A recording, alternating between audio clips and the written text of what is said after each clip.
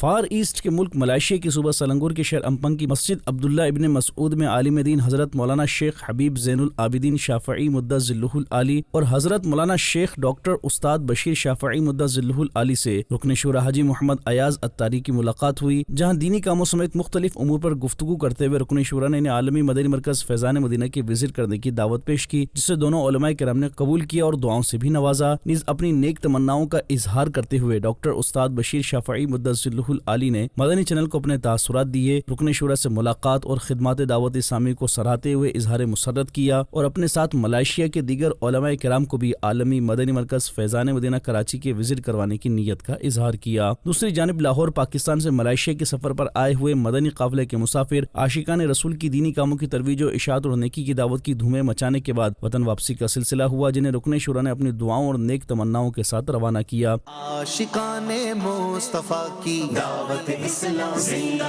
باد، دین ہے سب کو سکھاتی دعوت اسلام زندہ باد، امت کی ہے خیر خواہی دعوت اسلام زندہ باد، باعمل ہم کو ہے بناتی دعوت اسلام زندہ باد۔ مدنی چینل کے ناظرین، آپ بھی دعوت اسلامی کے تحت ہونے والے دینی و فلاحی کاموں میں حصہ لیتے رہیے اور اجر و ثواب پائیے۔